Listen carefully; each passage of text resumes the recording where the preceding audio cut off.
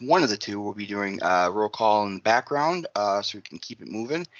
And the minutes, I believe, were sent out last night via email to everybody, or it was at least expressed that it was going to be on the SharePoint.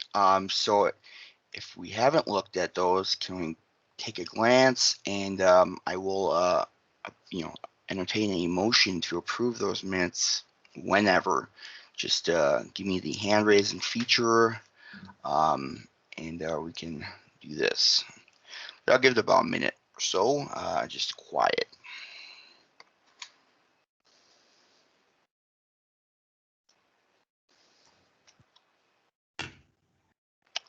And Senator Jones. Just for individuals who weren't able to actually get the email or take a look at it, VP Rubio was gracious enough to actually put the link to the agenda and minutes into the chat for this meeting as well. Awesome. Thank you, VP Rubio.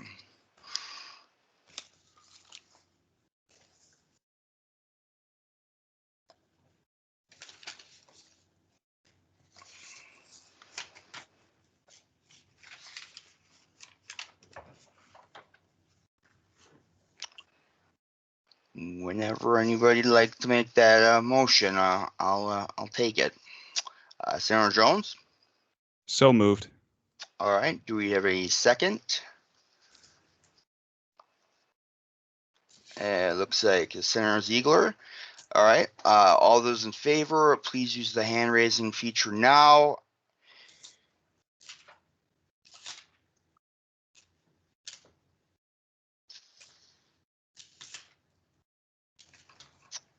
All right, and you can put them down. And all those opposed, if you would please put them up now.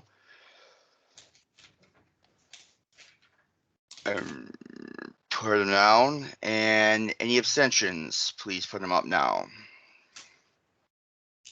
All right, the minutes have passed. All right, now moving on to the agenda for tonight. That was also, like Senator Jones said, it's in the chat if you haven't seen it yet. And whenever I will entertain a motion to approve the agenda for tonight's meeting.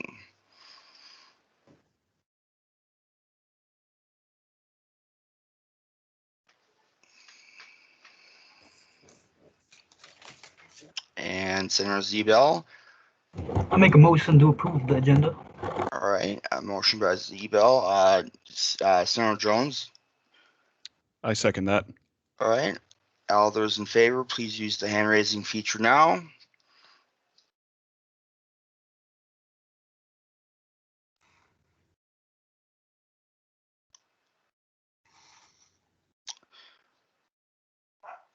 All right, and you can put that down. And all those opposed, if you would please raise them up now. And down, any abstentions, you can raise them up. And down, and the agenda is passed. Okie dokie. So now moving down to public comments, and we have Tim Casper here. Tim, you've got 10 minutes starting at 4:35 p.m. Thank you very much, Senator Green, or President Green.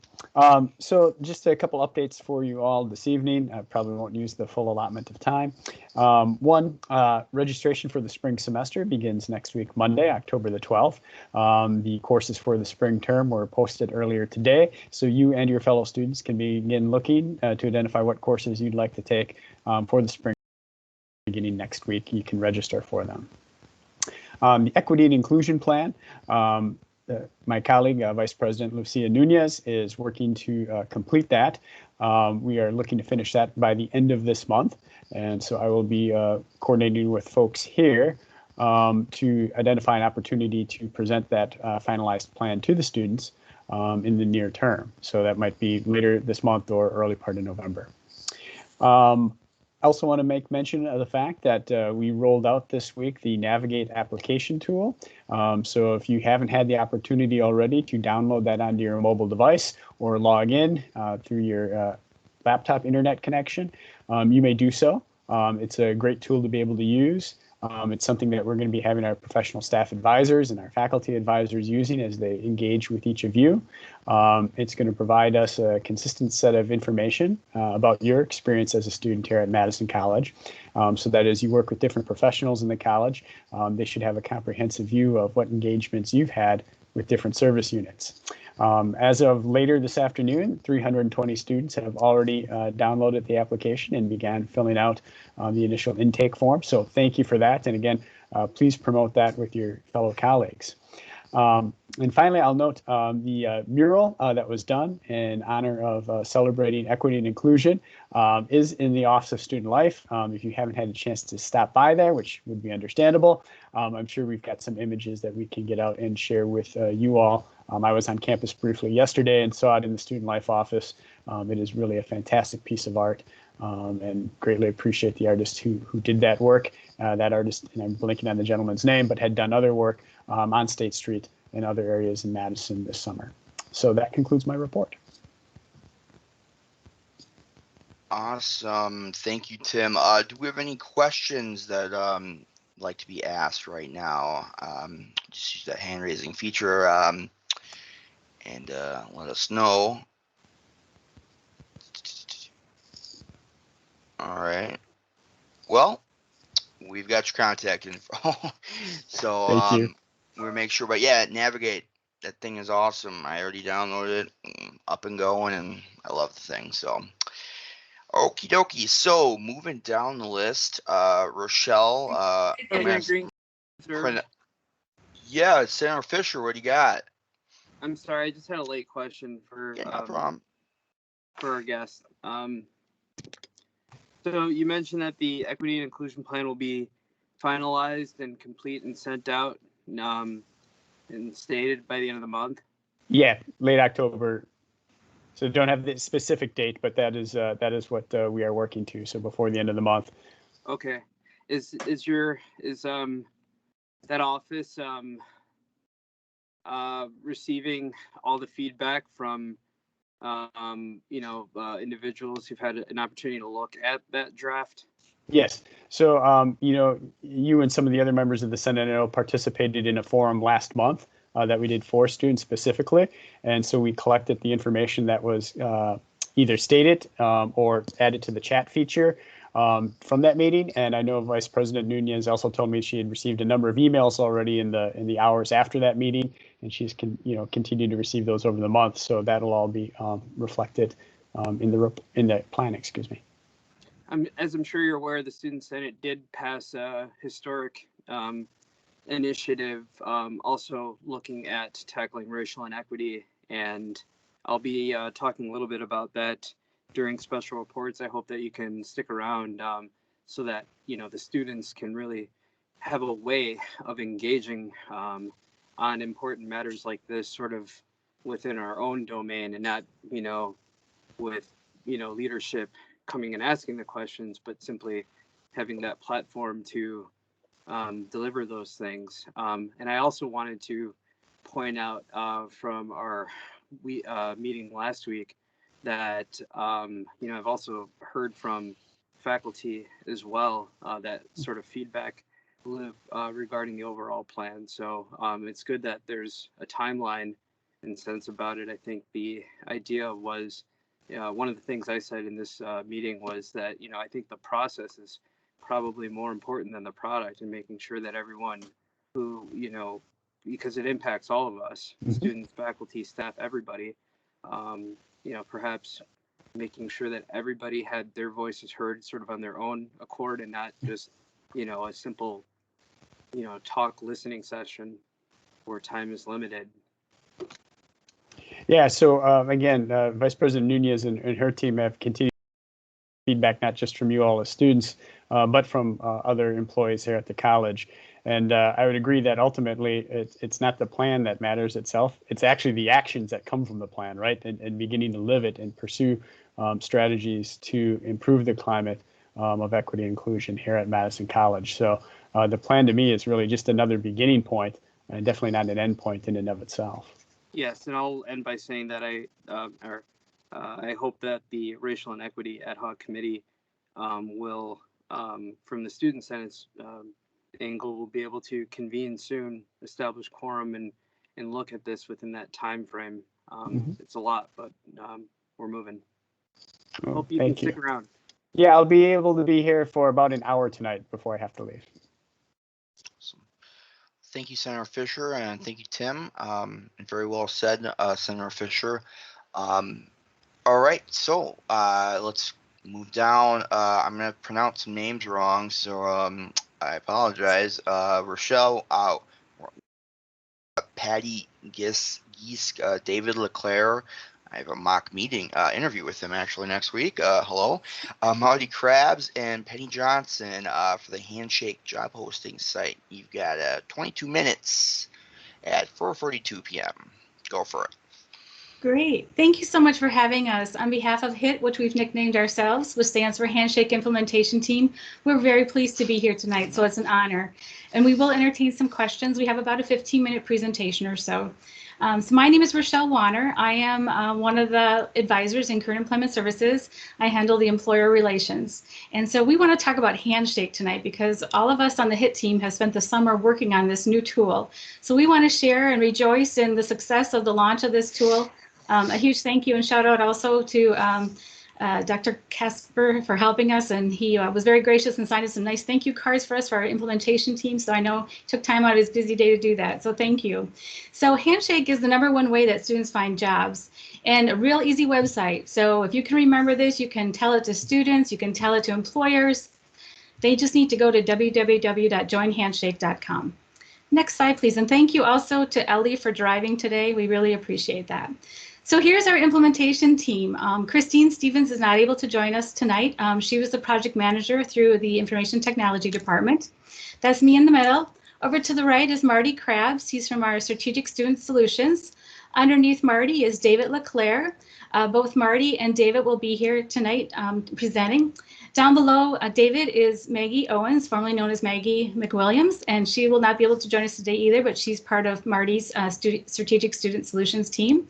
Going backwards to the left there is Patty Geske. She's my colleague in Current Employment Services. She's also our handshake guru, as I like to call her. That's not a very professional name, but she is the handshake specialist, and so she takes over all those duties that we used to have before with Wisconsin Tech Connect, and I'll talk more about that in a minute. And then to the left is our director, Gretchen Rixey. She is the Director of Advising and Current Employment Services. Not pictured, but who also is going to get to join us today, which I'm so excited, is Penny Johnson. She is one of the faculty members from the Business Technology program, the lead faculty, and we're very pleased. Penny has been with the team, so has Marty and Patty when we implemented Purple Briefcase before. So it was exciting to have the same members with this team going forward. Next slide, please, Ellie. So what is it? So Handshake, have any of you heard of it? I know, we're not supposed to be shaking hands right now. If you do, we need to make sure we use hand wash. We were joking about this when we launched this. We thought it was such a fun name, but we've really enjoyed the journey implementing it.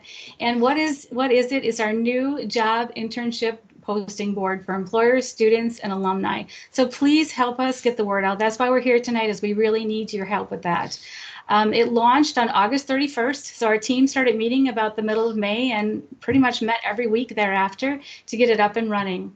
All 16 of the technical college merged to this new system, so it's pretty exciting, and it's like herding kitties, I think is the word that I heard somebody say. And after this meeting with the Vet Tech program on another initiative, I think it's probably applicable, that it's really hard to move 16 technical colleges, nevertheless, all the staff members underneath it, into a new platform. But we did it, and we launched it, and we're all up and running. And we'll hear more about our success stories here at Madison College in just a few minutes from some of my colleagues. Moving over to the left, on the lower left, Purple Briefcase is no longer with us.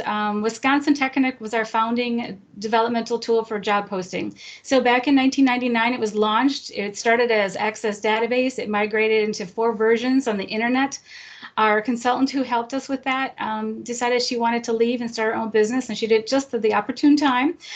She helped us launch to Purple Briefcase, but we found that that was not meeting our needs. And if any of the students had tried it, I know you had some challenges with it as much as we did. So I'm sorry about that, but I think Handshake will be much better, and I hope you'll try embracing the tool.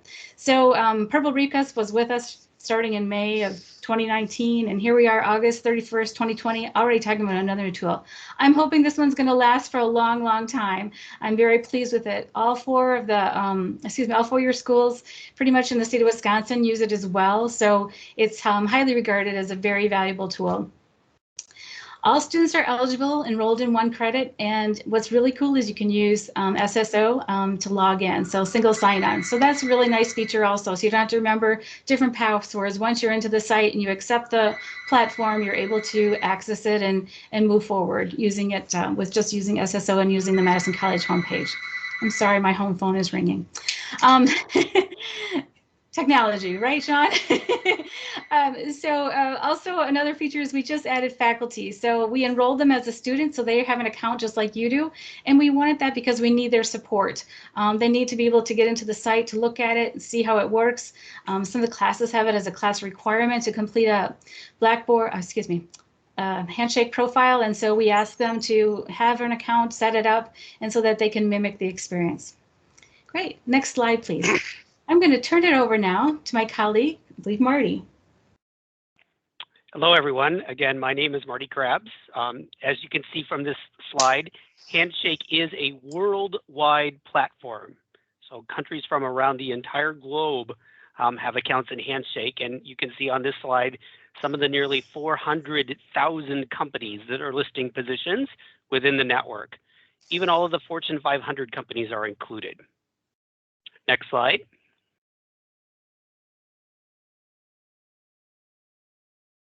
So in addition to the career job listing, so as you're graduating from your program and you're looking for your first start job in your career, the site also includes listings for internships, opportunities while you're still in college to study and learn more from a company.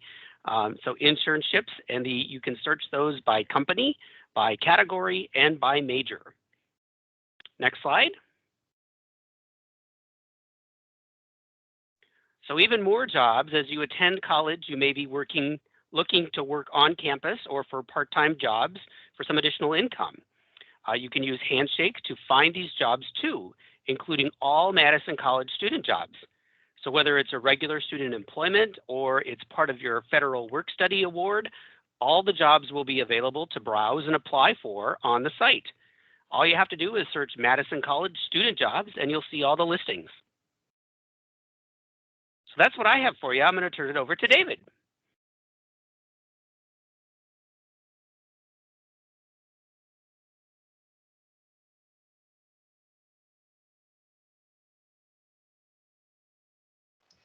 I think you're muted, David.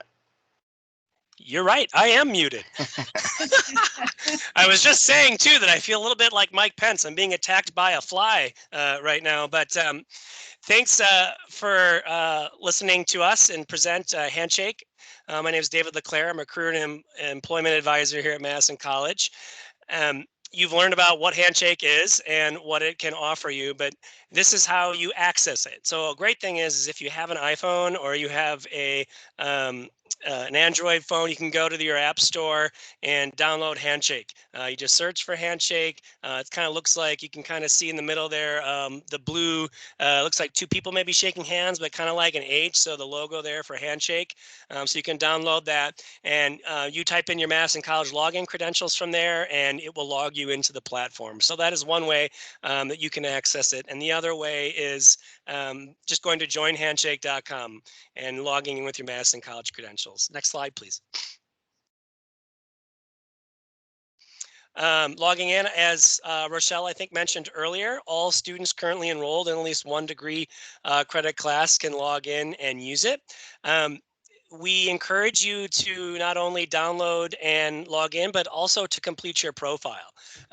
If you add a piece of your information of documents, coursework, a profile picture, your skills, adding in all that information completes your profile. And if you get a complete profile, you're more likely to get communicated by employers. But we do recommend completing your profile. Next slide. When you log in, your profile is set to private, which means only you can see it. If you want to be this platform has the ability for employers to reach out to you and directly reach out to you about positions they have. If you want to be reached out and be seen by employers, you can see on the screen, there's an employer button for your privacy settings. And at the top where it says recommended, there's a community button there, and then you'll be accessed and visible to employers, but also other students and alumni. So if you have some career exploration, you want to do an informational interview with an alumni that is in the same major as you and you want to learn more about that field, this is a tool that you can use to do that. And if you do make your profile public, they can see kind of your education experience, your work and volunteer experience, what extracurriculars you're involved in, courses, projects, etc. If you look in the middle there, and it's kind of the blue and it says, what can we help you find today? That's what it looks like when you log in. You have this, all these tiles here that say jobs, employers and such, and you can start exploring the tool from there. Next slide. Your profile there, as you can see, this is what it looks like. And when you complete your profile completely, and the more you add your interests and what you're looking for and more information you add, the platform actually pushes jobs to you based on your profile, interests, skills, education, experiences. So if you're looking for certain types of jobs, you put that information in, the platform will actually push jobs to you that they think would be the best fit. Think that's it. For me, I think Penny is next. And thanks, David.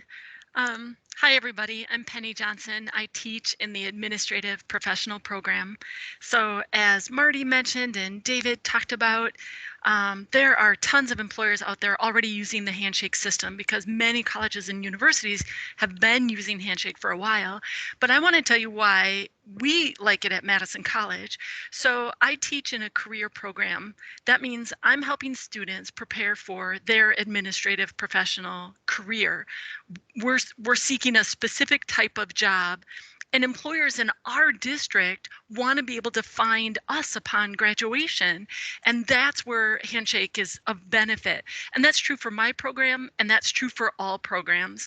So you've got access to all of the great Fortune 500 companies, but you also have access to employers in our district who are looking for the skills that you've achieved at Madison College. And employers in our district, they know our college and they know the type of student that you are. They want to hire you. And so a handshake is a better tool than something like Indeed because employers are using it specifically to find people like you. Next slide, please. So David alluded to this idea that you can message other students and alumni, actually, and they call this in Handshake, they call this peer messaging. So when you're setting up your profile, David showed you the screen of where you have to turn it on. If you want to be able to message peers, it's the community button under your profile settings. You have to turn it on, and that'll give you access to this thing they call peer messaging. So like David mentioned, maybe you want to find out more about maybe you want to just interview an alumni to see how did it go for them. Or let's say you found an internship or a student job on Handshake, but you want to know more about it. You could message a fellow student or an alumni who maybe has rated that job or has posted about working that internship or whatever. You can connect with them directly through the Handshake platform. So that's another great reason why Handshake's a good tool to use. From here, I'll hand it off to my colleague, Patty Geske. Hi, I'm Patty Geske from the Career and Employment Center. I'm Administrative Coordinator there and Handshake Specialist. And what I'm going to talk about today is one of the features on the Handshake is the help feature. And there's a lot of different things you can find underneath this feature. If you're not able to reach out and one of us to be able to help you. There's also, you can put in a ticket to get help, or you can also find out information about jobs, finding internships, their full-time jobs, part-time jobs, the jobs on campus, information about employers, community, career paths, events, the Career Center, jobs that you have saved. Next slide, please. And this is just kind of a snapshot of the statistics. So we started out and we sent out emails to 51,445 students. We invited them to join Handshake, and we've had already account activations of 425 students. Employers, 1,175 employers were invited to connect on Handshake, and we've already approved 1,228 employers that have signed up or found our site on their own. And we've already approved 1,352 jobs to the date. And with faculty, we sent out emails for them to join, and that was 1,558. And we've already activated 30 of their accounts. So it is something that we're seeing a lot of numbers, a lot more improvement from previous employment tools we've had. And so we feel this is going to be a really good tool for employers, students, graduates, alumni, our faculty and staff. Next slide, please. And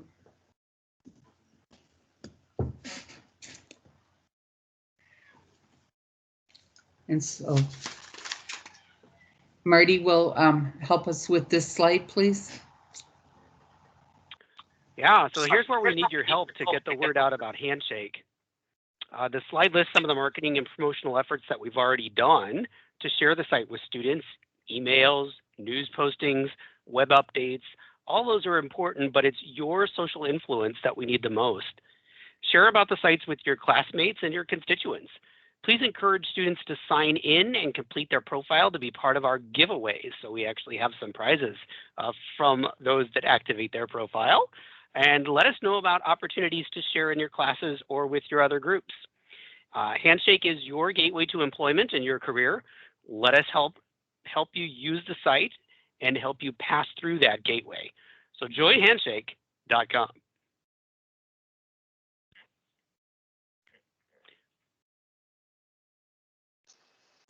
Next slide. Next slide, please, Ellie. Thank you. Thank you for that sales promotion, Marty. I think you should go into radio broadcasting. Such a good voice. I appreciate that. I am so proud of my team, and I hope you are too, because we really think this is a great tool for our students, alumni, employees. Feedback we've received thus far has been just wonderful. I want to also mention a little bit about our services. On the right-hand side, if you do have a specific question about Handshake, please email jobpostings@madisoncollege.edu. And then if you want to make appointments to come in and see us, please email careerandemployment@madisoncollege.edu or use our phone number that's listed below, 608-243-4598. Well, I'm excited to announce we are doing drop-in advising. So if you're interested in that, just mention that when you call to make your appointment or email us. Over on the left-hand side, we have a lot of other services that we offer in departments. So this is just a small piece, and I just want to make sure you know about them. I'm going to skip over the first one for a good reason, but we can help you with employer connections. We just had a virtual job fair last week, and we are doing, in collaboration with Student Life, the volunteer fair this week. So I hope you participate in those two events. We can help you with interviewing. I'm glad to hear that Sean's taking advantage of the mock interview with David. So that's an exciting connection. So Sean, please toot your horn on that if you'd like that a little bit. Encourage other students. We can help you with job searching. If you don't even know where to start, Handshake's one tool, but there are many other tools that we'd like to introduce you to. We can help you set up job shadows. Internships would be another thing I'd like to add to that. LinkedIn, if you need help with your LinkedIn profile, networking, and also resume reviews. So those are just a few smidge tips of some of the things that we can do. We enjoy working with you. It's so great to see all of you tonight. What an honor for you to come together. We really appreciate it, especially on such a beautiful summer, relive summer evening.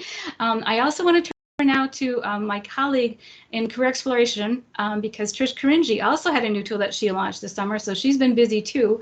But before we do that, we will entertain some questions if we have a few more minutes. Is that appropriate? Yeah. Senator Zebel, you got a question? So in the beginning of your presentation, you said that you want us to give this to get students to sign up and also give it out to employers. Is that correct? So is there something on there that'll help employers set up their profile in order to get job listings out there, I guess?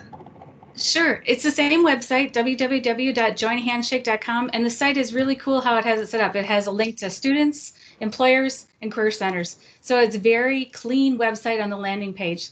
But if you don't want to direct employers, feel free to send them to us. We'll be happy to do that. You can email them to job postings, and we'll send them a standard verbiage that has a link to the videos that they can watch. And that's one thing that's good about the help feature on Handshake is they have great articles and videos.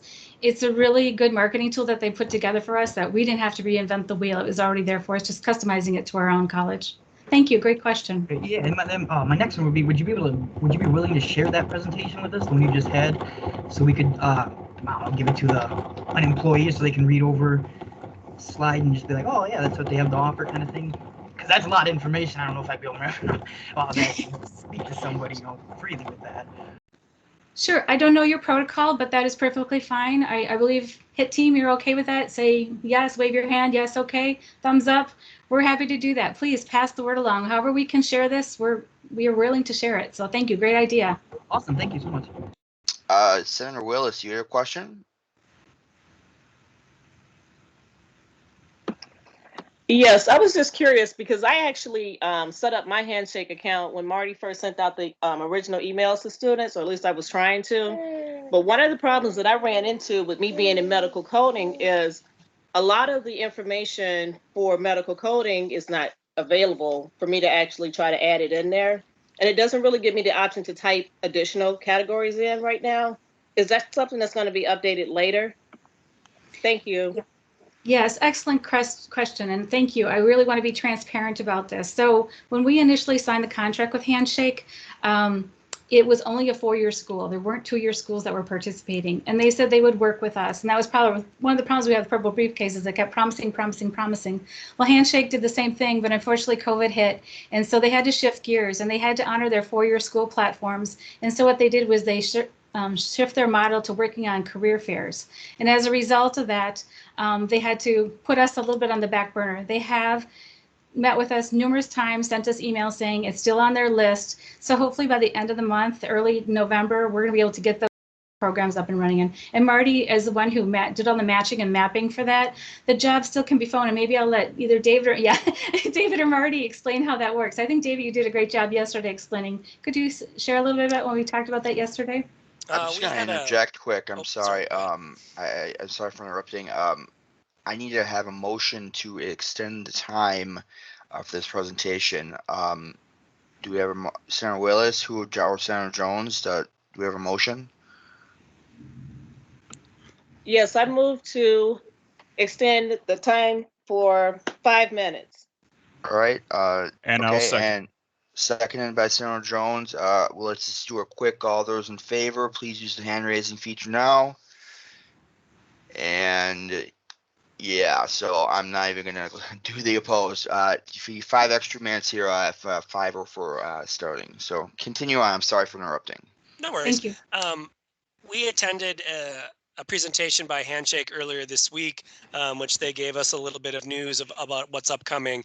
It does look like they are developing, I think it was 26 was the number I have stuck in my head, new program majors, because a lot of the majors in Handshake are focused on 4-year universities. And since Madison College and the Wisconsin Technical College system is one of the very first, if not the very first, 2-year technical community colleges to be a part of the platform, they're making those adjustments now. So I expect 26 more, and hopefully, like Rochelle said, maybe end of the month or in November, we'll have more. So hopefully, Katrina, you'll have what you're looking for moving forward.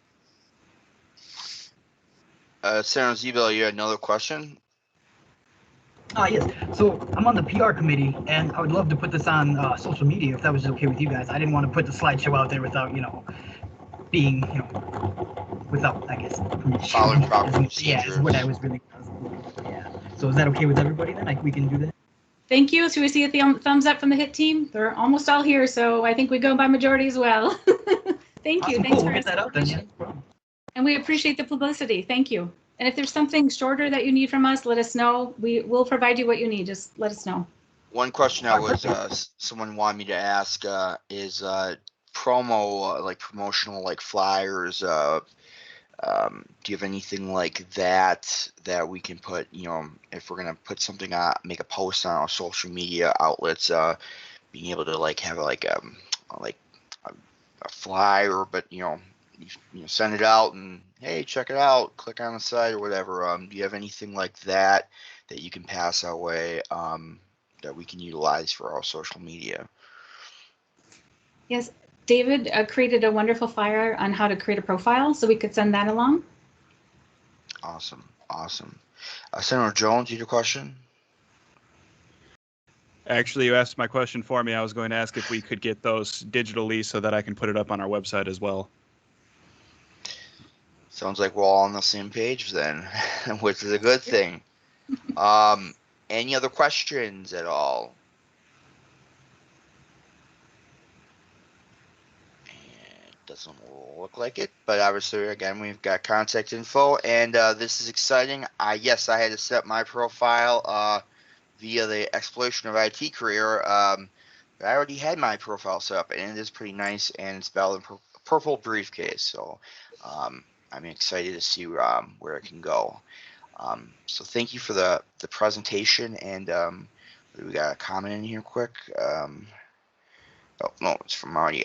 So yeah, thank you, and yeah, we look forward to making sure we can promote this as best as we can for you. So thumbs up. Okay. Thank you very much. Yeah, Thank you so very much. that actually covers Trish as well. Or Trish, you have a separate focus to career platform. Okay, good. There. Never mind. My question answered. Yes. Hello, everyone. I'm excited to be here tonight. I appreciate your time. My name is Trish Karinji, and I work in Current Employment Services as an advisor. And the area I focus on is working with students who are undecided, whether that be a prospective student or a current student. And I also am one of 2 advisors that support our students that are in the exploratory path program, the areas of study exploratory path. So that's a little bit about myself, and I'm here to talk about Focus 2, which was launched on August 31st. And I also want to have a shout out to Marty, because this summer he was definitely busy because he also played an integral role in the implementation of Focus 2 as well as Handshake. So really appreciate him, and his team had a lot of work that was done with Focus 2 as well. Next slide, please. Okay, so what I'm going to be covering today, I want to start out with a quick overview of our career planning process and then how Focus 2 does play into that. And also, obviously, I'm going to be covering, giving an overview of Focus 2 and all the features it offers and why we chose this tool. And then also how you can access the tool and help us then spread the word and get started on using it as well. Next slide, please. All right, so some of you may already be familiar with our career development process that we use at the college. If you've been to our career planning workshops, we talk a lot about the career planning process, also in our one-on-one appointments with students. So I'm going to give you just a little snapshot of it. It kind of starts out with assessing the assessment piece, getting to know who you are, and that means figuring out what your interests are, your skills, your values, and how that plays a big role in choosing a career and a major or program. And then really the next step is to then explore careers that are of interest. And we talked with students about online tools like Focus 2 or ONET, where they can explore tools or programs and careers online, but there's also other ways, and David mentioned informational interviews, there's job shadowing, meeting with an instructor is a great way to also explore careers. So after a student does that exploration, then it's time to make a decision, and that involves really looking at different options for a career or a program. And a lot of times students may have 2 or 3 choices. So it makes sense to lay those out and look at the differences, what each of those offer in terms of do they match your skills? Do they match your values? Does it meet your salary requirements and your educational requirements? Some people might only want to maybe have a certificate. There's some who want to go on and get a PhD. So that all plays into deciding on what career is good for you. And then after you make a decision, it's time to act. And act might involve registering for classes. It might mean applying to a program. It might even mean taking a part-time job or volunteer work to learn more about your interests. And what we always want students to know is that this is a lifelong process, and you will go through those steps many times in your life.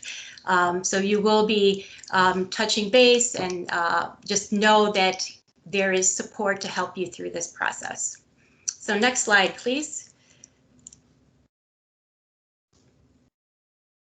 Okay, so let's look at some of the reality when we talk about career planning, and there's data around the statistics for first-year students.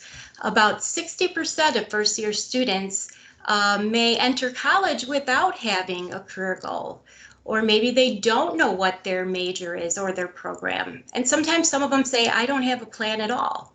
So that's kind of the reality that we have.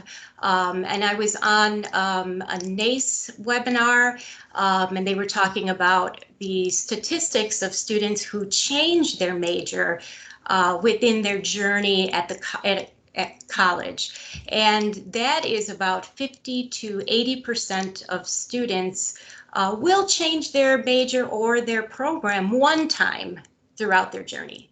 So we always let students know, this is normal.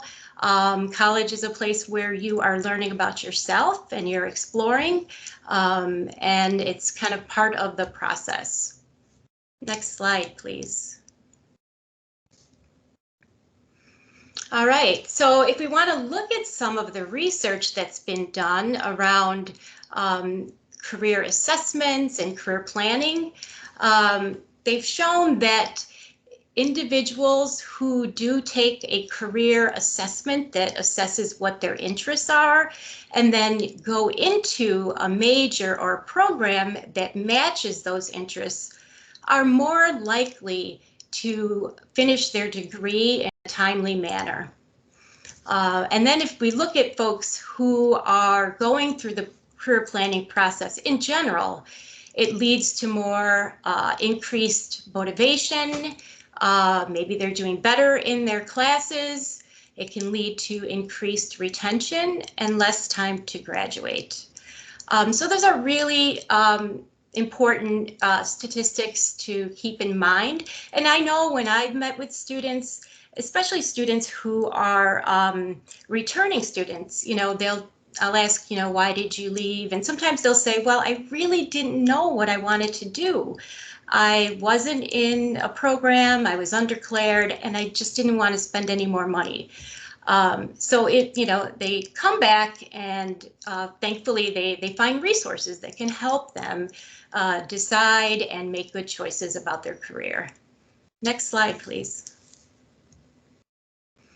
All right, so now that I kind of gave you an overview of kind of the career planning process, where does Focus 2 fit in? Well, Focus 2 provides our students a self-guided career and educational planning system. And when I say self-guided, that means that students can really do this on their own. It's very intuitive. The students are able to take assessments, and what's nice is that those assessments are pretty short. I've actually tested it out in appointments, and it takes them maybe 5 to 6 minutes, and then they can see the results. And the way the platform is laid out is very intuitive, and it's all on one page, so they don't have to be digging around in a lot of tabs to find what they need. And it was developed by Career Dimensions, which is a company that's been around for about 30 years. So they have a lot of experience with assessments and reliable and valid assessments. And it's based on the work of Frank Miner and Dr. Donald Super, who is known in the career development field. And these psychologists have been active in career development and been part of the National Career Development Association. So they're highly regarded individuals who are in the field. And then in terms of who is using this tool, there are four-year universities, two-year colleges, as well as high schools using Focus 2. And I also want to mention that it's not just for students, it's also for individuals who might be re-entering the workplace, and maybe they're working with someone at a job center, trying to get back into the field. So this tool has really been, it's used throughout the life cycle, basically. So at any point in time, you can still go back to this and use it to make decisions about your career. Next slide, please. All right, so how is it going to help our students? Well, one of the really unique features of this tool that we did not, because we did have various vendors give us a demo, and we did a lot of research prior to that. And there wasn't really any tool that would actually match the career results to programs at Madison College. So this is a really great feature. So when students take an assessment and then they go to see their results, their career results, let's say it's accounting as an example, they would also then see links to our programs at Madison College that match that career. So they would see the two-year program, a certificate, or a one-year program in accounting. So it really makes it easier for students. They don't have to go then to our website. Right there, they can see our programs. Also, when students are then wanting to learn more about a career that they're interested in, they are able to search within the same tool, and it is looking then, so they already know what their preferences are. So they're using the tool to learn more about that in terms of labor market information. In fact, there are about 1,000 occupations in the system that they've loaded. And it also does connect to ONET and the Career One Stop, which are really great tools that we often tell students to use. But what's great is that it's actually connected within Focus 2. And also through the tool, what they're getting out of this is that they can make informed decisions because they are doing that research within the tool. And also it helps them become career ready and learn more about what employers are looking for, what's really involved in the job that they may be thinking about. Next slide, please. So here I wanted to give you kind of a snapshot of what a student would see in the dashboard once they enter the system. So at the very top, that is Career Planning Foundations. Can you click, please? Okay, so what they're learning there, they're getting an orientation to the career planning process and how to be career ready. There is a tool, and there's one assessment that actually gets at where they are in the career planning process, and they can answer some questions, and it would look at how much introspection they've done in terms of figuring out what their values, skills, and interests are, so that assessment piece. Then it also looks at how much exploration they've done for those careers they're interested in. And also how, in general, how satisfied are they with their career process at this moment. So if they score under a certain level, then those are folks that we can flag and say, you know, I think this group of students might need more assistance with the career planning process. So that's a helpful tool. And then they also can learn more about what their academic strengths are. And there is, which is relatively new, there's an inventory that they can take that measures the, it's based on the competencies that employers are looking for. So students can go through that assessment and do a kind of a self-assessment on where they are at in all those competencies. So let's say they feel that they scored a little bit low on communication. They know that there are resources then on campus that they can use to increase their knowledge in that area and their competency. And it does direct them to resources as well. So if you could click, please, I'm going to go on to the next section. And this is where the self-assessments are. So the other thing that we really liked is that our previous tool, Career Locker, which Focus 2 is replacing Career Locker. And in fact, our subscription just expired about 3 or 4 days ago. So the self-assessment not only includes skills, values, and interests, which Career Locker had, but it also has a personality assessment, and it is pretty similar to the Myers-Briggs, which I'm a big fan of the Myers-Briggs assessment. And then it also has leisure. So sometimes people will say, I can't identify interests, but when you talk to them about their hobbies, then they feel like, oh yeah, I do. I like being outdoors, or I like, you know, woodworking, and that's another assessment that can be used to help you figure out maybe what a good career might be. And then can you click one more time? And we'll go down to the explore the possibilities.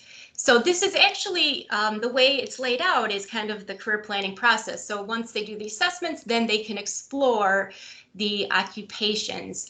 And the very first tab takes you to programs that are available at Madison College, and they have a direct link to our web pages for those programs. And then it also does have the option to explore any occupation, and that does take them to like ONET and those sources. And then they can also, one nice feature is they can put 2 careers side by side that they're looking at, which is really nice because we tell students that's one way to make a decision is kind of compare. So it'll show then, you know, what's the salary for this one, the educational requirements, and so on. So that is really, in a nutshell, kind of what they see when they go into the system. Next slide, please.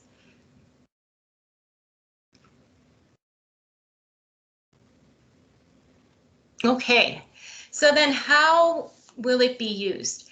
Like I said, we have career planning workshops that we offer. They used to be in person, and now we are offering them in a virtual format. And we also do have an online career planning workshop, which has recently been updated. Again, I got to give kudos to Marty's team working on that. And so the online career planning workshop, the new one is going to be up by the end of the week. So that's another way that students can access Focus 2. Also in one-on-one appointments, advisors, counselors can use it in that manner. And one other thing I really like about Focus 2 is that in the research that we have done, we realize that a lot of colleges use this tool in their first year experience classes. So they are using it as part of, you know, the curriculum, where they get students to start thinking when you first started the college, hey, let's start thinking, let's put a plan together of what your career ideas might be. And there's lots of, for So please share also with faculty, because there's a lot of great resources and curriculum that's already built on how to integrate this tool in the classroom. Next slide, please. So here is where you would access the tool. It is on our website. And so even if you go in the search bar and just type Focus 2, the Focus 2 page will come up. And there is a single sign-on, which is wonderful, as Rochelle said. This is a great way for students to easily access the tool. Click on Current Student, they will be taken to Focus 2, and then they do have to just answer a couple questions as to what their status is and what the top reason they're using Focus 2, but then it takes them right into the tool and they can get started. But we also have the option for prospective students. That is the tab below that, Focus. So in that case, they have to use an access code if they are prospective students, and the code is their Wolfie20. And then they just fill out a little form and they get access to the tool as well. So both populations can use it as well. I do want to mention that staff and faculty can access Focus 2 through that current student tab, which actually does say staff now. We changed that, so that's another place to access the tool.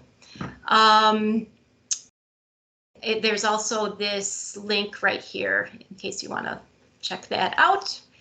And let's see, next slide. And I really can't say enough to, I would love if you all helped us promote it. I have gone on Wolfpack Connect and also promoted our workshops, but I would love to promote Focus 2 on Wolfpack Connect and other resources that you think, or outlets that you think would be helpful, because it's a wonderful tool, and we want to get the word out there. It's only been a couple weeks, but we've had people using it and we've gotten good reviews, so we really want to share this with students, faculty, and staff. So to have your help would be tremendous. And here's my contact information if you want to reach out to me with any questions, or if you want to make it available. So that is what I got. I'm again very grateful that you were able to fit us in your very busy schedules. If you have any questions, I will entertain them now. Yeah, anyone have any questions by chance?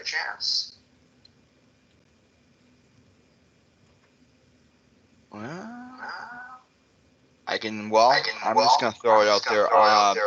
Same thing with the media. Do you have any promotional media that, like the posters or whatever, that can also be passed on to us to promote it through our social media, just like the my brain's missing, just like the handshake app. I have some information or kind of flyers I can send out. So yes, and who would I send it to? You send it we could send it to Advisor Rome, but I can make sure that our that the PR can reach out to you directly and set up an established connection so that we can have a more just fluid and easier transaction of communication. Okay. But yeah. Great. But yeah, I think this is awesome. It kind of seems, in my opinion, to work with Navigate, because after you what you want to do, then you got the tools with Navigate to be able to control how I think it's pretty awesome that this has been created. Was not aware of this, but yeah. Yep. Awesome. Well, yeah, we've got your contact information. We appreciate the presentation, and we will definitely be working towards helping to promote this and get it out to everyone. It looks like to be a great tool. So two great tools tonight. I know. We got, yeah. Awesome. So lucky. We were busy. Thank you. That's what we like. All right, yeah. So let's then senators continue down. Our agenda, officer and committee reports, the executive council report, President Green, that's me. We discussed well, meeting times have to be changed potentially when we're going to meet, but we didn't really discuss too much actually. Just I think it was old stuff from previous executive council meetings. So yeah, I believe that's. I mean, my brain's a little bit foggy at the moment. Advisor Rome, you're gonna correct me if I missed something. Yep, we spent the majority of the time looking over the plan that Senator Fisher submitted as the foundation for the Racial and Equity Committee. I'm sure he'll speak more to that, but that was the majority of the discussion. Yes, I don't know why, just that slipped my mind. That was the discussion. Sorry. But yeah, and he will be presenting that, so we look forward to it. Yeah, so then yeah, that is my report. And going down, is Marcus VP Rubio is not here for admin and finance. So we're gonna move it down to Legislative and Rules Committee with VP Boyd. Hi, sorry, I have kids who are a little loud right now. So, I don't have a ton to update. I've been out sick, recovering the last couple of weeks. I am working on getting information kind of together to reach out to my team. I know next week we have the Wisconsin student government stuff coming up. So that's really all that's been on my radar, but that's all I have for my report right now. All right. Thank you, VP Boyd. Moving down to Team Development Committee with VP Moreno. Hello, everyone. So let me try with the camera because I was having a little connectivity issue. So, oh, there we go. Okay. So reports for this week, nothing extremely new. Currently working on having all the team members starting with the meetings and starting the little action plans that we have, at least starting to have an idea of what we want to expect for the rest of the semester. Other than that, it's just a reminder for everyone, the student presentations that are a must for Senate. Once again, all that information is on the files on the Teams group. So if you want to check those out, that is a must. So, and other than that, I think that's all I have for my report. Awesome. Thank you, VP Moreno. And yeah, just to bring it up that, yeah, it's a requirement. Either it's just, even if you bring it up to the instructor and ask and they say no, at least putting the effort forward to, try to make the presentation. So yeah, just to repeat that. Okay, now moving down to VP Saeed with Public Relations Committee. Hello. I don't have anything to report, but I'll be reaching out to everyone. We heard the discussion about the handshake tool, the focus tool, and yeah, I'll start to promote the stuff from next week, and that's all I have to say. Thank you. Awesome. Thank you, VP Saeed, for being on that. So now we're going down to special reports with Advisor Rome. Also a quick report.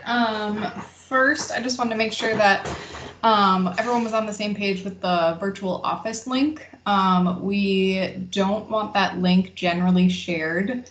It needs to be only within the Wolfpack Connect app and an actual Madison College student email. Because once you share it outside of that, like on social media or something, there's a chance that people who we don't want to be in those meetings will pop in. And we have it set that will be the link for the whole semester. So we would need to kind of redo everything if somebody got into the virtual office that we didn't want to be there and all that. So if you want to share on social media, which is awesome, please share the link to one of the events in Wolfpack Connect because students will need to log in with their single sign-on in order to get into that Wolfpack Connect app or the website version. So if you have any questions about how to do that, I can welcome those. Looks like Katrina might have one. Yeah, Senator Willis. Thank you. The question I have is, if I had checked, because I had referred a student out to Wolfpack Connect, and at the time, there was nothing out there for them to connect as far as trying to get into our office. Yesterday, I saw something was added. No, yesterday, everything was added. So I was just trying to verify, would that be the link for them to check into the office, even if it's not tied directly to an event?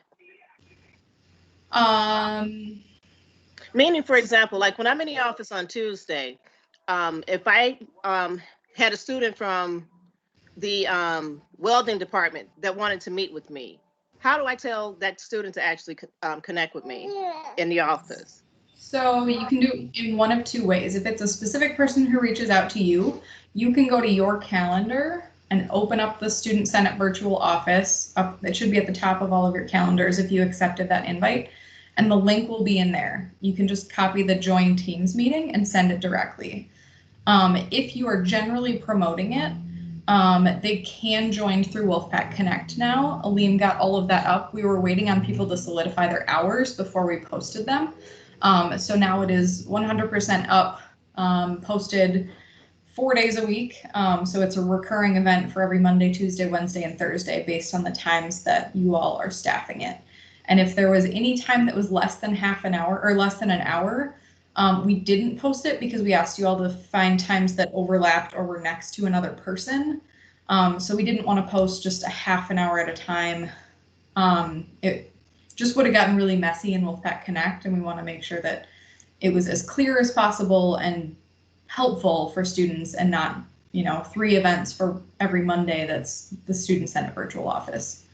Perfect, thank you. Senator Fisher, you had a question? Have there been intrusions, for lack of a better term, bad actors? All over the place, yes. At Madison College and elsewhere. Is that okay? So not just us. No, nope. I'm in Facebook groups that people were posting, colleges were posting links to their events just generally on Facebook, and all sorts of bad people were coming in and sharing their screens with all sorts of inappropriate things. Sure. Yep. Bad actors. So, as it is, then it sounds like that link doesn't require you to log in. So hosting a virtual office, you could have an anonymous guest. Yep. Is that something that's also being looked at? I mean, I actually always thought that you had to be logged in order to use Teams. I think we can evaluate if there are any concerns or issues with it. Our main goal was just to make sure that the link itself was only posted and visible for students where they would see that in our engagement platform, Wolfpack Connect. But if we want to switch to something else, I know that Blackboard Collaborate is one that you absolutely have to log into. So we could look at that for the future if we think there are concerns. Okay, I'll let me try to ask it a different way, because you touched on it. If it's anything like all these other apps, like I'm thinking there's got to be a toggle that says you have to be an authenticated account to log in, right? I mean, I don't know. That's a tech question. I'm just, if there's a toggle, is that something that they're looking at using? If I may, I don't, as of right now, it does not appear that there is any such even a security measure that will make it so that we have some sort of safeguard, and we put that barrier up. It's been looked at, and continuously every time that the platform gets updated, it gets looked at again. Senator Jones, you had your question? I was actually going to opine a little bit on that as well, that through the website, I had attempted to directly link to the meeting or the virtual office itself. So that way anyone who was looking on our website would be able to connect through there as well and see our schedule. And testing out exactly what you were referring to, logging out of everything within Microsoft Suite and then trying to go and access that meeting, it allows you to do so as a guest.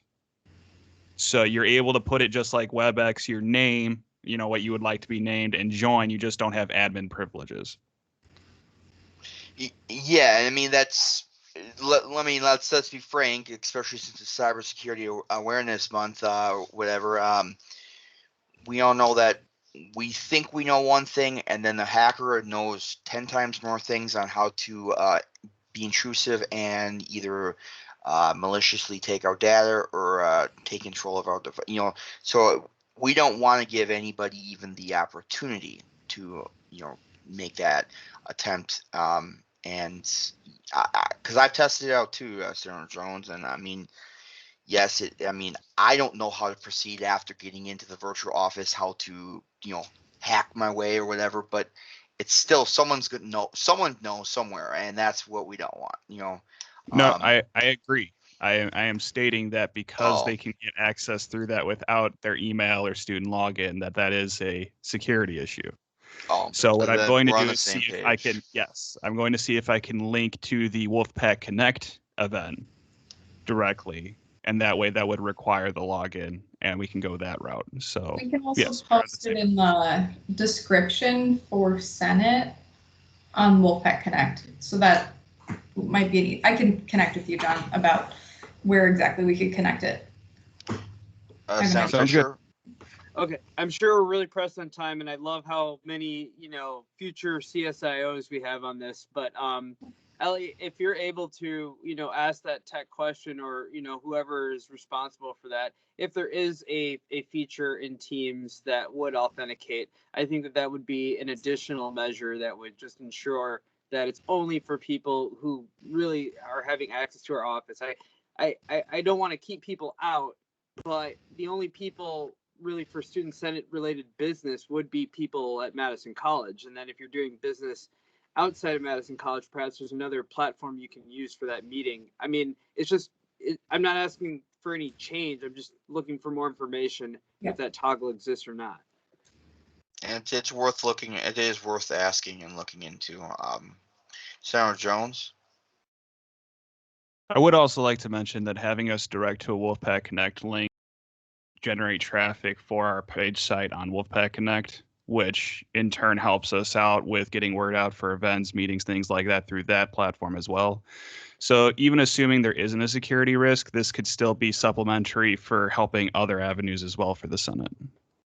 Very well said. Very well said, actually. Yeah, so we'll make note of it and look into it and work it back on the issue. You have anything else in your report, Advisor Rome? I do, and I'm probably over time, but I forgot to start it. I'll be quick. So we're offering several continuing opportunities to think about how to prepare for the upcoming election, we being Student Life. So next Tuesday from 12:30 to 1:30, there is a workshop that we're putting on called Wolfpack Votes. It is all about how to get registered and make a plan for voting, since there are lots of options. And then we are hosting 3 campus conversations, which Senator Jones and President Green are helping to facilitate, which will be fun. And those are upcoming. One actually overlaps with the Senate meeting next week. And then the following ones are Tuesday, October 20th at noon, and Monday, October 26th at 4:30. So I would love for your participation in any or all of those, because voting is so important. That is all. Yes, thank you, Advisor Rome. Voting is definitely, yes, important. All right, Student Activities Board, President Green, we have a Student Activities Board meeting this next upcoming Friday, the 16th. So second meeting, and you know, we got the other co-chair here, Tim, so it's gonna be a grand old time. So yeah, that's pretty much everything at this current moment. Housing accessibility update, Sarah Jones. Thank you, President Green. Just a quick update. Anybody, again, that is interested in joining the committee and doing work under housing accessibility, please send me an email. Kind of hard to host quorum when you are the one and only. I mean, technically it's easy, but I would like to have other bodies involved. If you have any questions regarding the plan for the committee itself, or have any ideas, would like to join, anything like that, please email me. I will get back to you as soon as possible, and we can go from there. Awesome. Thank you, Senator Jones. Digital Access Impact Team update, Senator Zebel, or what do you got? Well, I got a lot / little because I don't know how it's going to work. So, right now, Carly Brady is still working on finding wireless access point locations around Madison College schools. I was going to say counties, but I don't know how that would word. They decided to use a 1 mile radius on each location and then identify how many students live within that mile. So they have a huge, about 8 slides I took pictures of that show where most students are. They did a whole heat map of it kind of thing that I have. I don't know how to use PowerPoint because I don't use PowerPoint much. So that might be a difficult thing. I might just send that to people instead of showing that. But then Erica, Julia, and I are maybe working with Senator Jones about putting together a tutorial video that helps students with navigating the website. I'm 50% unsure that's what it's about. I know it's a video tutorial on something, but I was not in the whole loop yet of what it is. But they have started making something, and we are piecing together the bits and pieces of that. Sylvia Ramirez is still working on how returns are going to go when fall semester ends, since the window is small and there's a lot of devices out there. She's working on how that's going to handle the flow of that. We also now have a system in place to keep track of how many strikes students have against them when they return their devices. So now we know who returned it, when it was damaged, and if we are going to give them another one, and so on. I believe the bookstore, my internet was cutting out, I hear, but I believe the bookstore is looking at selling laptops to students. That's a program they want to start introducing now that they're going to work on. If that doesn't happen, you can yell at me because I told you it was going to happen, but that's what I got out of that little 5-minute internet connection problem I had. And then they want to have a potential cabinet meeting to inform and give advice and so on about our group and what's it about.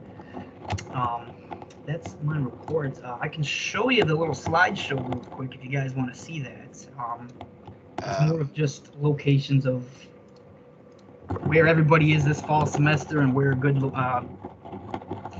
positions to put wireless access points are. It was a really good map to look at. I mean, in my standpoint, but everyone else's, I don't know if that's. I would say, why don't you just put it in the chat, and that way, that way we can keep everything moving, but we can still have a chance to whoever's interested to be able to view it. Senator Jones, question? Senator Zebel, if you could email that to me as well, I'll make sure it gets forwarded out to the rest of the Senate that isn't in attendance. Thank you, Senator Jones. Right, yeah, I'll send it to everybody. I got you. So Senator Zebel, I do have one question. For the so say a student returns a laptop, they have it damaged. They do have to, so some sort of thing that they got paid for with the damages. I'm assuming that they should be that there's something like that, or our insurance covers that. They're fine on that end. But I mean, just on the fact standpoint of you break it, you buy it type of mentality. You just Nothing has came back that badly damaged yet, so I don't think there is anything in place with that yet, but I'm sure it's more, everything that came in has been under warranty and insurance-wise, so there's nothing where students had to pay anything yet, but if that ever happens, I will definitely let you know and see what happens with that. Senator Jones? Just for some insight as well from speaking with people on the tech teams for the college, most of it is covered under warranty. I believe Senator Zebel had also spoken about how if somebody violates and brings back technology broken 2 times, they are officially out of the program. The mitigating cost isn't necessarily from the repair itself, it's from insurance premiums and coverage premiums going up because of the consistent returns. And also we're losing time that students could be using that technology, which negatively impacts everyone. Very well said. All right. Well, then, does that conclude your report, Senator Zebel? Yes, sir. That concludes my report. All right. Cool. Thank you very much. Moving down, Racial and Equity Committee, Senator Fisher, what you got for us? Well, okay, I will talk quickly. Last week I had mentioned my 10-week plan that was put into the executive committee to give me their feedback. And really what I should have called it instead of a 10-week plan is more of a framework. And from my end of things and getting this ad hoc this committee rolled out is that it's a recruitment strategy. So tonight will mark the first official notice for senators who are interested in joining this committee addressing racial inequity. We're going to put the Survey Monkey link into the GA. So basically, I'll just explain it quickly, and it's also available for senators to look at. This is a breathing document, so I don't want people to feel like it's locked in. This is just a breathing document, where things will be added, but it's not my task list. It is really just a framework for how I'm approaching building this committee, and it's based on 4 cores. And I'll read you the objective, which you can see yourself. The objective is to begin immediately with public notice of quorum, driving toward the goal of 13 members to include Madison College leadership after all 4 cores are established, stable, and ready. So in the first core, I'm looking for 3 members. Each one of these cores includes the chairperson, which in this case is myself. So in the first core, I'm looking for 3 members, 1 student senator, 1 student, and the chair. In the second core, I'm looking for 5 members, which will be, brought over from the first, building on it. And that's 2 senators, 2 student senators, 2 students, and the chair. By the third core, now we're looking for 1 faculty or Madison College staff. And I'm eager to meet with VP Boyd on the legislative rules and making sure that, I'm building this in the right way. But this did get looked at by the executive committee. And then 1 representative from an affinity group at Madison College. I might change that later to look at student organizations before affinity groups, but the idea is there to keep building representation from different parts of Madison College. Just like I'm also really keenly aware that I need to reach out to regional schools as well within our whole school district. And so, but basically, I'll just give you the number here is that 7 members, we're going to have different representation. So these seats have to be filled by these particular groups. And, cores 1 and 2 might change that language as we convene. At core 4, then it's, looking between 9 to 11 members. And, so same idea, 2 senators, 2 students, 1 faculty. Now I distinguish between faculty and staff. So I'd like to see a representative from faculty, 1 from staff. As it says right now, it's 2 representatives from an affinity group. Madison College, I believe, has 3, maybe 4. And so those are, made up of faculty. And 2 representatives from student organizations. I'd like to change that a little bit to make sure that we have, more student voices at the table than anything else.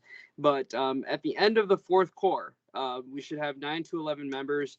And that's when we start talking, okay, how do we get Madison College leadership involved? Be it the vice presidents, deans, who should we, how are we going to do that? So, and talking to President Green last night about this plan, it's really, again, it's a framework. It's not a task list. I'm following the leadership of President Green under the counsel of the executive committee. And so that's basically how I plan on rolling this out. I put 10-week plan because it's broken up into 10 different weeks, where it just gives some idea of what the considerations are for that week. It's flexible. It could extend beyond this term.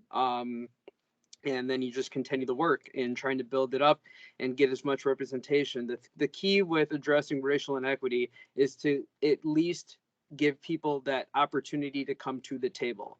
Multiple perspectives come to the table, and then the work can start. I can't tell you what's going to be on these agendas yet, but what I can say is that I do have things getting routed toward this committee. For example, there's the joint letter. That's one thing that the group can decide to work on. That you have to wait to see what the group convenes on and whether or not they would like to have discussion, to table it, or to have action on that. I'm gonna just kind of ask now in a motion from the GA if it would be advisable from the Student Senate point of view, all of you, if this committee, once formed, can do something with the SIS data. So I would like to make that motion at the end of my presentation to get your opinion on whether or not we should at least have control over that and kind of look at the SIS data from an equity lens. And that is basically what last week was about. And I share that with you to say that I'm going to be working. I already had conversation with VP Saeed and working with PR so that we're putting out the notice for students early to mid next week. I want a campus-wide notice for students to get involved. And Core 1's not hard to fill, but there will be plenty of opportunity for students to go. And I see some hands raised, so I should probably yield. Yeah, Sarah Willis. Okay, first and foremost, what timeline are you working with? Because it sounds like you're going to take the rest of the semester to set up your committee instead of actually pulling together the resources you already have access to, like Lucia and her group, and just basically sending out, opening it up so that people who want to be involved can be involved. And it sounds like it's going to be a little bit restricted and limited to one person here or two persons there, when you're going to have a hard enough time getting people who are willing to commit to do this in the first place. But if you make it that restrictive, I think you're going to have a bigger challenge with that. But again, I'll back up to my original question, which was, what is your actual timeline for actually getting the committee up and running so that people can actually work with you to get this started? Because I know the president's cabinet is interested in actually getting going on this and being involved with us while we're trying to work on this. But like I said, what you just said sounds like you're going to take the whole semester to actually finish getting the committee together and not even getting anything running. So can you please clarify that? Cut in quick to make sure we have a motion to extend the time to talk about this. Do we have a motion? I'll make a motion to extend the time. All right, we had Senator Jones and Senator Willis. You want to second it? And yep, I'll second it.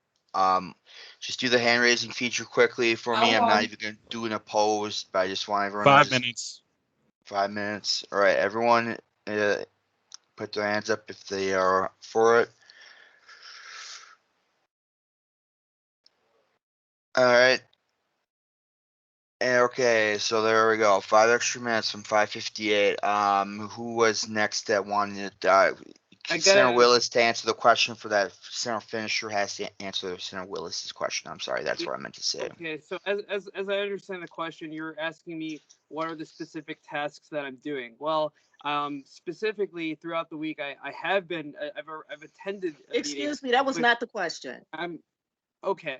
No, the question that I was asking you is, are you basically going to use 10 weeks out of this semester to set up the committee and get it rolling versus what you're actually working on? Because I'm trying to understand, whatever the tasks are going to be decided, don't you need the committee in place to help you decide? And so it's not just a unilateral decision from you as to what you're working on, but a collaborative effort with your committee as to what's going on in order to try to get the racial inequity committee going. Because like I said, from what I just heard you say, it sounds like this is something that's just going to keep rolling on without potentially having checkpoints where things could be assessed. Okay, now please let me respond. That's exactly what this framework is doing. The objective, I'll read it again, began immediately with public notice of quorum, driving toward the goal of 13 members. Maybe it could be reworded better, but I'm not doing anything until I have at least a core one, a group of 3. And for me, as the chairperson, all I'm doing is I'm continuing this recruitment strategy to get this thing fleshed out so that it isn't just one person's voice. President Green and I talked about that quite extensively last night on how I didn't want to have a set agenda. This is not an agenda. This is a recruitment strategy. It is a framework and approach of how I'm going to get good participation with, fair representation, giving folks enough time to submit a statement of interest in being involved with this committee's efforts, whatever those efforts become. So I encourage you to look on our SharePoint. The document is there, and it shows you what's basically a recruitment strategy. Now, to the other point of, well, what about any of the work getting done right now? All I'm doing right now is I'm being a collector. So I'm gathering information for the committee to look at. And I'm saying there's this item. Is there discussion? There's this document, any discussion? I have access to the draft of the whole college equity plan. Is there going to be any discussion on that? I would like to ask that committee. Core 1, Core 2 is probably where we'll be at by the time, we're looking at the document. And that's 5 people, and we'll be building towards 7, 8, 9, 10. I hope that I answered your question. My role here is not to unilaterally do anything. I've said that from the beginning. I'm a signator on a joint letter that's routed to this committee, and I'm not unilaterally doing anything with it. It's going to be up to the committee whether or not they want to do anything with it. I hope that answers your questions. Advisor Rome. I just wanted to speak to the statement about you making a motion to look at SSI data, and just wanted to clarify that this student senate is not so formal that you would need a motion for any activity within your own committee. I know that a motion was made and passed 2 weeks ago on the joint letter, and I think that was a good formality in that the Senate took an official action on a student concern. But other steps that you want to take, data you want to look at, people you want to talk to, does not need to be approved by the General Assembly. I just wanted to clarify that. My only quick thing to that, I don't know, is this SSI data now publicly as being on the analysis team, me and you, Ellie, is it, I think even Tim's on the team, is it public yet for the rest of the school to look at it, so that we're making sure that, 1, we're following procedure, and 2, we actually have access to it? I don't know that answer. I would like President Green recognize Tim Cassidy. Yeah, I'm sorry. Yeah. So yeah, I mean, the data is now in the college's public domain, is what I would say. So I hope that answers the question. Yeah, then Shai, you've got it. You don't have to make a motion. Let's send it straight to you. So okay. I appreciate that, and I guess I go the formal route because now we have this discussion on the floor. If there's anything at all material-wise, please send it my way. Please send it toward this committee, I should say, so that we can have things to discuss. And I really hope that I answered that concern about how this committee is operating. It's started, it's going forward. There's no committee yet, but I suspect that we will be able to fill up core 1, 2, and 3 very quickly. I know, because there's a lot of interest in it. And I would encourage you all to apply. Senator Willis, please send in your statement of interest. I'd love to have you a part of this team. All right. We are unfortunately out of time. but thank you, Senator Fisher, on the update. I really do honestly appreciate it. All right, so now moving down the list, we don't have anyone on textbook affordability committee. Regional and Metro campus reports. Reedsburg is vacant. Watertown is vacant.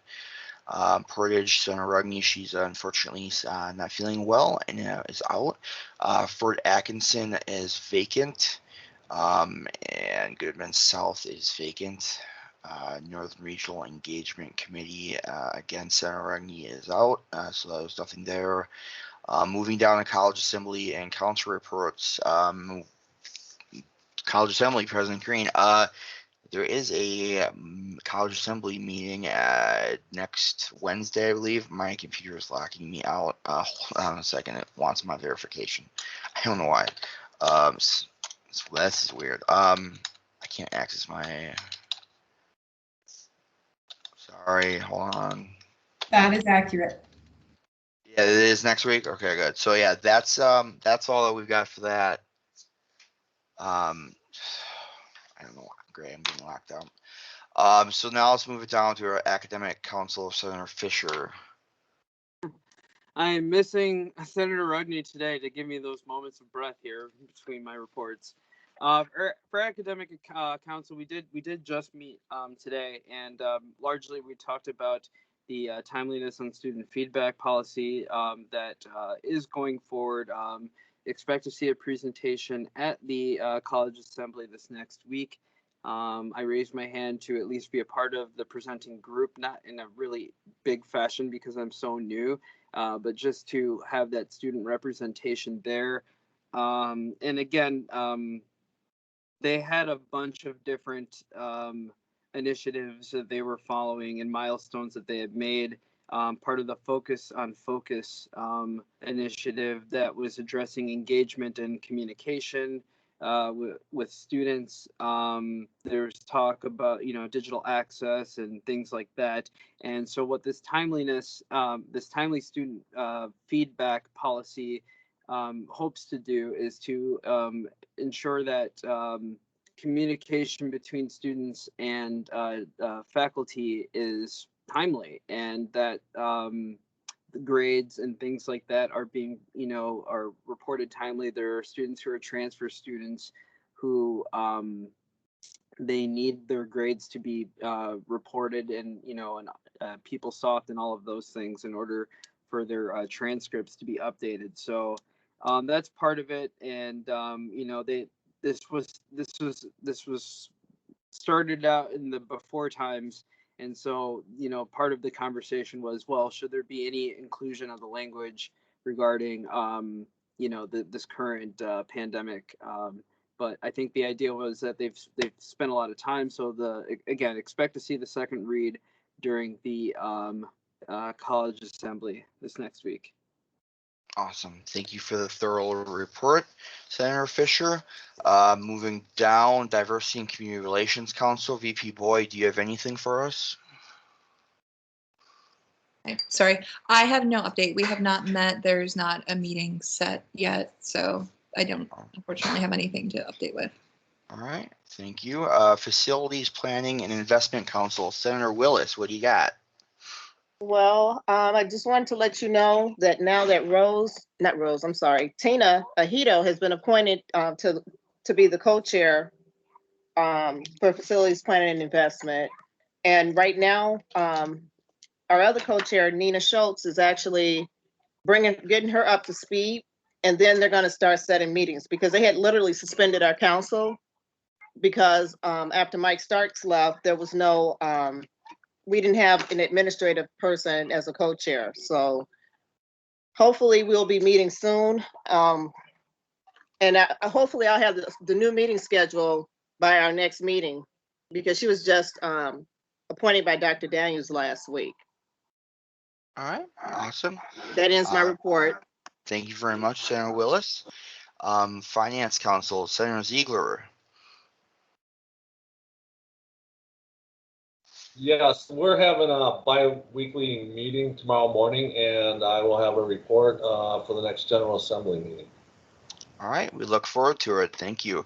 Moving down, Information Technology Counselor, Senator Zebel. I'm trying to find my unmute button. All right, cool. So I did not make it today, but you made it, so I lend my voice to you.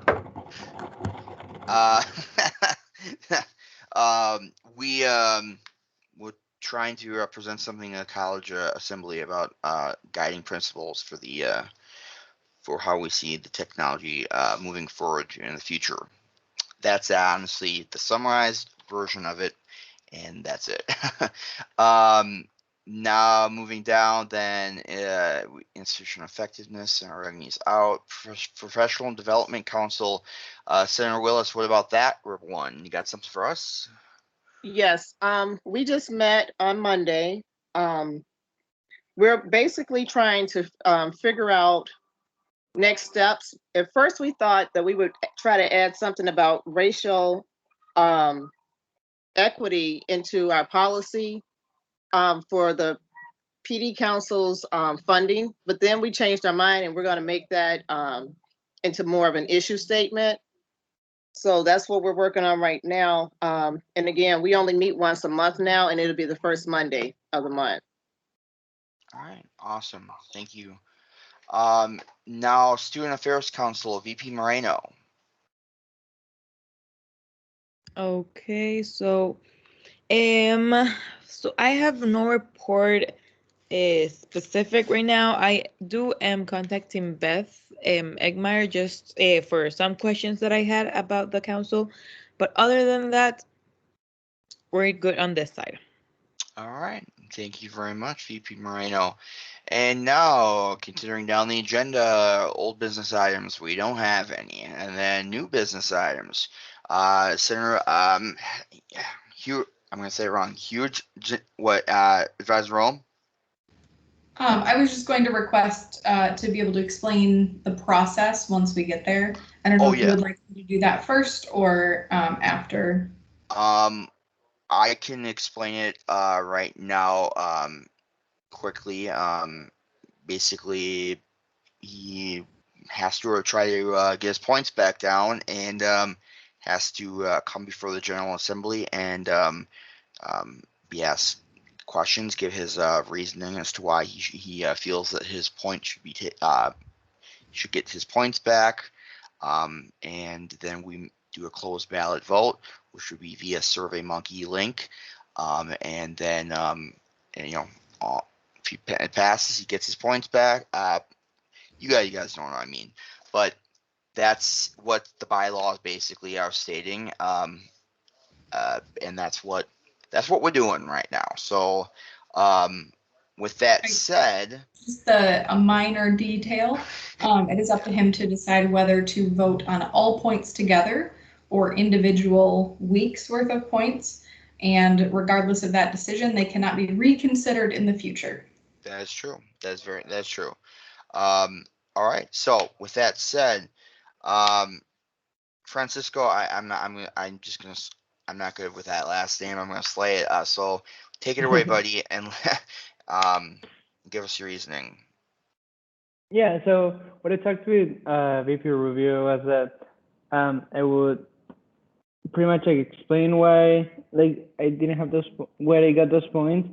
So first, at the beginning of the semester, because of everything that's going on, I moved out of the country. So I moved out of the country like the first week of classes, like between the first and the second week of classes, and like I moved to like a super random place. So it was like a lot of last time like decisions. And for that reason, I couldn't go to like the first 3 weeks of the meetings or something like that. Then I met with Ellie, and I like caught up with everything that was going on a little, and I started doing my office hours and all of that. Apparently, so I forgot to do them. I didn't know that you have to do them at the end of every week. I missed that part in the videos of how to submit your office hours. So I forgot to submit my office hours for some weeks, and and then I submit them all at once, and apparently I couldn't do that. So I got all those points for all the like office hours that I did, and then yeah, and right now I'm only VP Rubio explained to me how to submit my office hours better, so now I'm all informed, and yeah, so everything is good now, so it'll be a lot easier for me to do all the office hours that I'm supposed to do. All right, Francisco. I'm gonna let advisor room ask her a question before I ask my one question to you, and that's it. So advisor room, go. Yeah, what do you got? The spreadsheet that I am looking at does not have an update. Do you know how many points you have accumulated right now? Did he have that information for you? No, he did not tell me. Okay, but and I don't think that we can do a vote tonight because we would need to do some math, and Marcus is not here. Notice would have to be given. So I think we will need to postpone this until we have the details. Senator Jones. Yeah. Just so I'm aware, because I don't have the currently updated bylaws in front of me, but last time when we had checked this issue, appeal up to 3 points per turn. I have the bylaws right in front of me. I just want to clarify that. Obviously, if we can do more, I just want to make sure we're An appeal must be made in writing to the Vice VP of AF. Senators must address the GA. And number 5 on that list. Number 5, appeals are to be made on a point-to-point basis or up to 3 points per appeal. So yeah, it is there. And yeah, only appealed once. So, but the big thing is we don't know how many points you've possibly accumulated, and that needs to be formally, it says it needs to be writing to the VP Rubio. So, we will postpone this till next week, or whenever VP Rubio is able to get to us. I would assume. And thank you, Tim. And you have a great rest of your evening. So, Advisor Rome, does that sound appropriate then to you to postpone this until next GA or whenever VP Rubio is able to properly address this? A formal motion should be made and voted on to postpone, which I believe someone might be willing to make right now. Yes, Senator Willis. Thank you. That's what I was going to do. I was going to say I would like to make a motion to. I would like to move that we table bidding on his points until either Vice President Rubio can forward the point information to Advisor Rome or to you, President Green, so that we can at least know what numbers we're dealing with. So whether that's next week or indefinitely, but whenever he gets that information to you, then we can bring it back on the table. All right. Or in case Senator Zebel throws that out there, we did have a question from Senator Jones. This is one of those moments where I don't know. Do I do the discussion right now and then go for the vote, or do I take Senator Jones' question? Second yet. Senator Zebel seconded it though. Oh, how? And I didn't have a discussion. I was going to second exactly, it anyway. And that's the thing. So I'm just trying to make sure I understand, so that I would assume then Senator Jones. Send my second then. All right, Senator Jones then.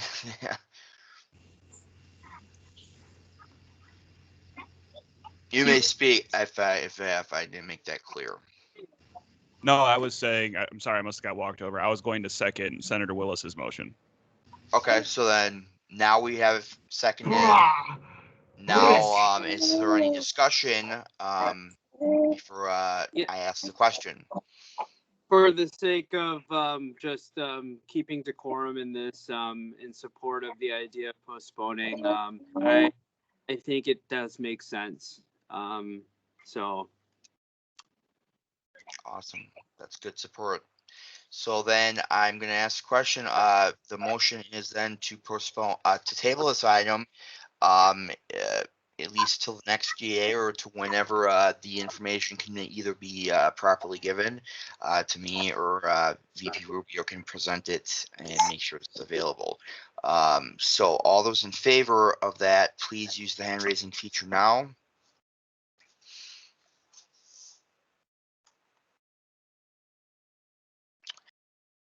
Awesome, and you can lower them down. And all those opposed, if you would please raise them up now. Keeping in mind that Senator Jones still has his hand up. Okay, now everyone, okay, and no one saw raised. So any abstentions, please raise them up now. All right, and we can put them down. And so the motion is passed.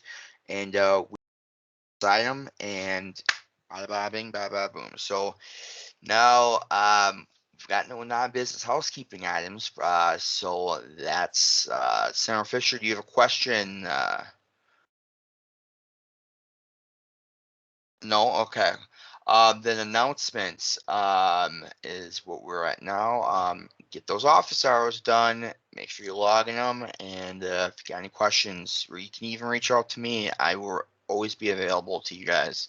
But let's make sure we're getting them done. And being virtual too for the students. Reminder: check Teams, your school email. Submit any reports to Senator Jones so that he can make sure that they are available and whatnot, and do all the things you're supposed to be doing. And before I get to this last comment, Eric, yeah, what do you gotta say? You always have to have the last word in this, don't you?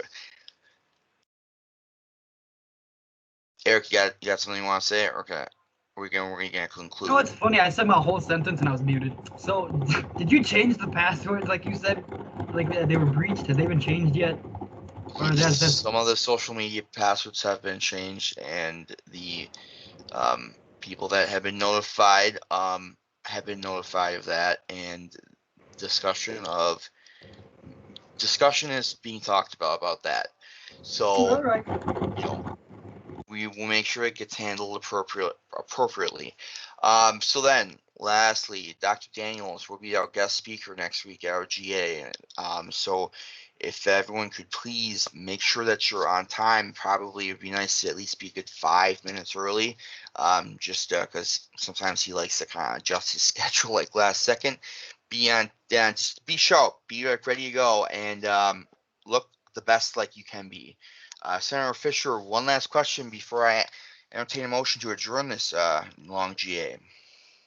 Yeah, so I just want to make sure that folks did see that Ellie put the link for the Student Center appointment forms. And yeah, with recognition to Dr. Daniels being there, I would love if he was able to stick around and hear some good news with regards to how many applicants are putting their statements of interest for this committee. Because like I said, I'm really trying to get it rolling in the right way. So please do take the time to do that over the next couple of days. This is the official open for it, and there'll be plenty of opportunities.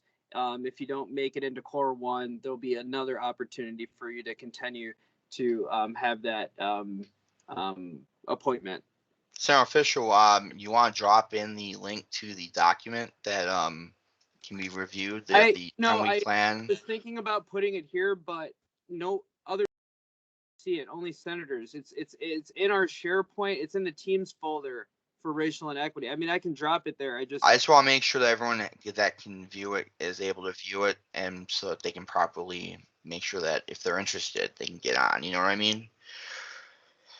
So, but yes. So, however you feel is best. Again, you are the chair, and we want to respect that.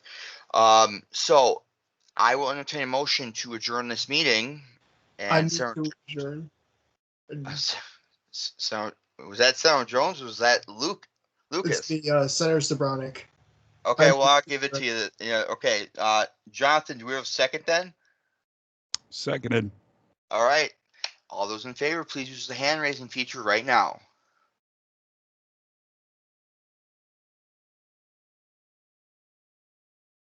All right. Good. good. If See, I this is where we object, get the that means most it doesn't go participation of people raising their hands is at the very end. All right, everyone can raise them down. The meeting's adjourned. I'll see you all later, 6:24 p.m. Make that note. And if you have any questions, let me know. But I'll see you